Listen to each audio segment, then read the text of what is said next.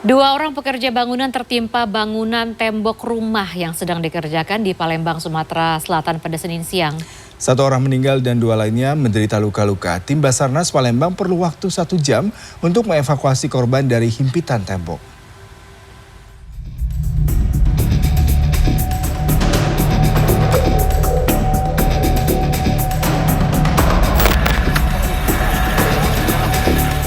Nasib malang dialami Efriadi, seorang pekerja bangunan yang tewas tertimpa bangunan renovasi rumah di Jalan Sukabangun 2, Kelurahan Sukajaya, Kecamatan Sukarami, Palembang, Senin siang.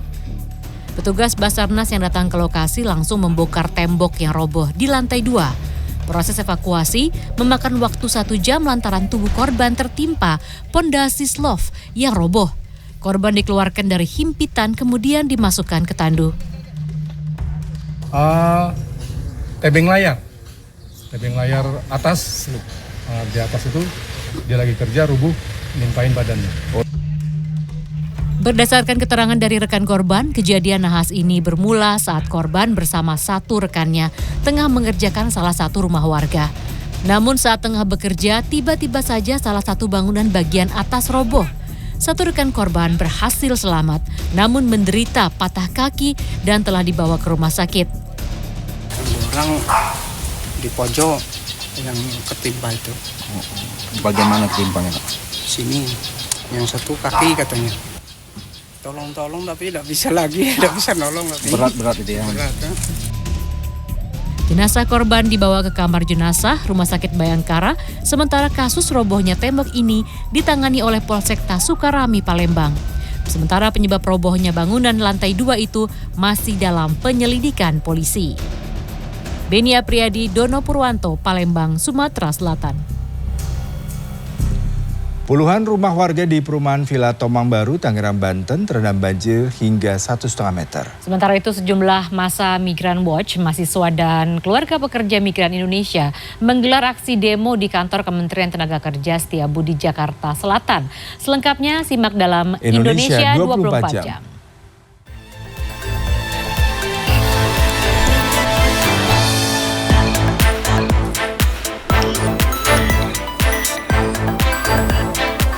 Setidaknya 30 kepala keluarga diungsikan setelah rumah mereka terendam banjir setinggi 1,5 meter di Kecamatan Pasar Kemis, Kabupaten Tangerang, Banten pada Senin.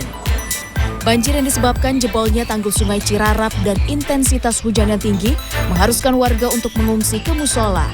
Selain membutuhkan obat-obatan, ratusan korban banjir juga memerlukan makanan bayi.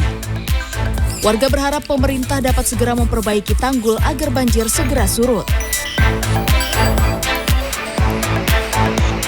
Dalam upaya pengamanan puncak gelaran KTT G20 di Bali, tim gabungan TNI, Polri, dan Kementerian Perhubungan pada Senin memeriksa sejumlah barang calon penumpang yang akan berangkat ke Bali melalui terminal bus Purabaya Bungur Asi, Waru, Sidoarjo, Jawa Timur. Selain bawaan penumpang, seluruh kelengkapan bus hingga ruang bagasi tidak luput dari pengecekan petugas. Pengetatan ini telah dilaksanakan sejak 12 November lalu dan akan terus dilaksanakan hingga berakhirnya gelaran KTT G20 di Bali. Aturan Sistem Penempatan Satu Kanal (SPSK) yang dikeluarkan oleh Kemenaker menuai penolakan dari massa Migran Watch, mahasiswa, dan keluarga pekerja migran Indonesia di depan kantor Kementerian Tenaga Kerja Setiabudi, Jakarta pada Senin. Menurut para pendemo, SPSK diduga mengandung unsur praktik kartel yang memonopoli hak atau uang para pekerja migran oleh oknum-oknum di kementerian, sehingga dapat merugikan pihak migran. Mereka berharap Presiden Joko Widodo segera turun tangan mengatasi masalah ini. Tim Liputan CNN Indonesia.